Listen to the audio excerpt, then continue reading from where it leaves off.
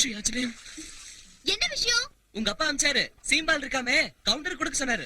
சரிடா, நான் குளிச்சுட்டு வர வரைக்கும் ஒரு நல்ல பாட்டு பாடு. பழம் நீ அப்பா, ஞான பழம் நீ அப்பா, தமிழ் ஞான பழம் நீ அப்பா, தமிழ் ஞான பழம் நீ அப்பா.